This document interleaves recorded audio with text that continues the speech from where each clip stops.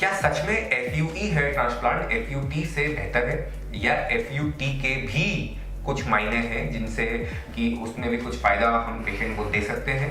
ये इस वीडियो में मैं आपको बताऊंगा।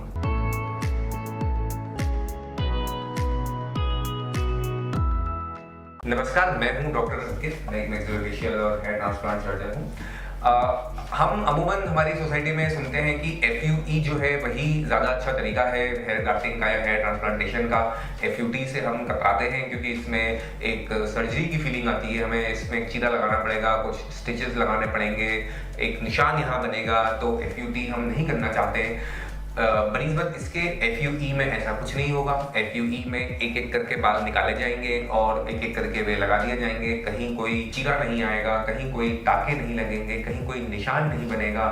तो थोड़ा आसान ये साउंड करता है, हमें लगता है कि इसमें कोई सर्जरी जैसी चीज़ नहीं हो रही है, तो साइकोलॉजिकली हम इसमें डरते नहीं हैं, हम इससे विचलित नहीं होते हैं कि चलो ठीक है ये आसानी से हो जाएगा। तो दोस्तों मैं बताना चाहता हूँ आपको कि ये जितनी बातें मैंने बोली ये 100% सही है। ऐसा ही होता है। एफयूई में निशान नहीं आता, चीरा नहीं लगाना पड़ता, टाके नहीं लगाना पड़ते। वहीं एफयूटी में एक चीरा लगाना पड़ता है, एक स्किन की स्ट्रिप निकालनी पड़ती है, कुछ स्टिचेस लगाना पड़ते हैं। तो ये एक सर्जिकल फील देता है और ये एक सर्जरी ही इसे हम करार देंगे, क्योंकि यहाँ जहाँ चीरा लग रहा है और जहाँ टाके लग रहे हैं तो फिर वो सर्जरी की कैटेगरी में ही बात चली जाएगी। लेकिन दोस्तों एक बात यहाँ पर है जो अमूमन लोगों को नहीं पता होती है, वो ये है कि अगर किसी की ग्राफ्ट्स की, हेयर ग्राफ्ट्स की माने बालों की रिक्वायरमेंट बहुत ज़्यादा है, तो ऐसी कंडीशन में अगर हम एफयूई और एफयूटी को कंबाइन कर दें तो उस पेशेंट का ज़्यादा अच्छा रिजल्ट हम दे सकते हैं। हम उस पेशेंट के लिए एक स्ट्रिप भी निकाल लें, मतलब एफयूटी कर दें, फिर उस स्ट्रिप से हम जितने बाल हैं वो सब निकाल लें और बचे हुए एरिया से हम एफयूई पद्धति से भी हेयर ग्राफ्ट को निकाल लें। तो ऐसी कंडीशन में उस पेशेंट को हम ज़्यादा हेयर ग्राफ्ट लगा करके दे सकते हैं, ज़्यादा बड़ा एरिया कवर कर सकते हैं, ज़्यादा डेंसिटी बालों की वहां पर हम उस पेशेंट को दे सकते हैं। तो कॉम्बिनेशन जो होता है एफयूई और एफयूटी का, ये कारगर होता है बहुत ज्यादा जब बाल चेंज होते हैं तब। एफयूटी को पूरी तरह से इसलिए नकार नहीं सकते हम कि ये बेकार चीज है, एफयूटी की तो बात ही मत कीजिए, ऐसा नहीं कह सकते। कॉम्बिनेशन थेरेपी रिक्वायरमेंट के हिसाब से पेशेंट की अगर बहुत ज्यादा रिक्वायरमेंट है तो एफयूटी को भी हम कंसिडर करें, कॉम्बिनेशन बनाएं दोनों का अच्छा रिजल्ट पाने के लिए।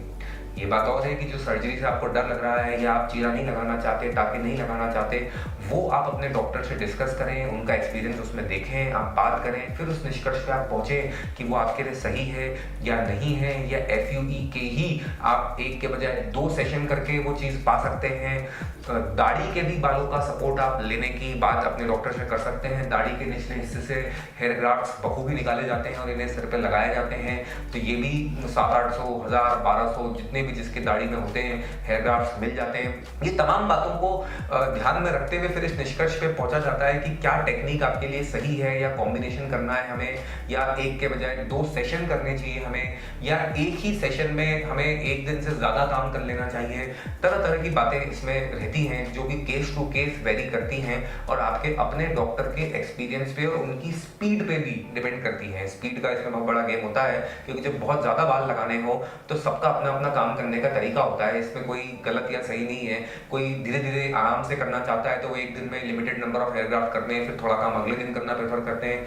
कोई लोग एक ज़्यादा स्पीड में काम करते हैं तो वो एक ही दिन में ज़्यादा हेयर ग्राफ्ट को लगा देना चाहते हैं और लगा लेते हैं। तो ये सब बातें आप डिस्कस करेंगे डिटेल में जाकर के, डेप्थ में अपने हेयर ट्रांसप्लांट सर्जन से, तो आप ये समझ पाएंगे कि क्या आपके लिए बेस्ट है। बहरहाल इस वीडियो में जो मैसेज मैं देना चाहता था वो ये था कि एफयूई थेरेपी जो है वो भी कॉम्बिनेशन में कई लोग करते हैं एफयूई के साथ, और जब बहुत ज़्यादा ग्राफ्ट चाहिए हो तब वो भी हमारे लिए काम की साबित हो सकती है। अगर ऐसा नहीं है और आपकी एफयूई से रिक्वायरमेंट पूरी हो जा रही है तो फिर ऑब्वियसली यही सजेस्ट किया जाएगा कि एफयूई ही करें, क्योंकि ये एक ईजी प्रोसेस है, इसमें हीलिंग बहुत आसान है, कोई चीरा टाके वगैरह कुछ नहीं है, तो हमें अच्छा लगता है, पेशेंट को भी क्लीन फील होता है, डॉक्टर के लिए और पेशेंट के लिए दोनों के लिए वो चीज़ आसान होती है। तो क्यों ना फिर वही की जाए, एफयूई ही फिर ज़्यादा इंपॉर्टेंस हम उसे देंगे। तो मैं उम्मीद करता हूँ कि आपको समझ में आया FUE और FUT और दोनों का कॉम्बिनेशन हमें क्या दे सकता है और कैसे हम ये तय करेंगे, अपने डॉक्टर से क्या डिस्कस करेंगे और एक अच्छा हेयर ट्रांसप्लांट का रिजल्ट पा सकेंगे। तो एक बढ़िया रिजल्ट आपको मिले, ऐसी ही मेरी शुभकामनाएं हैं।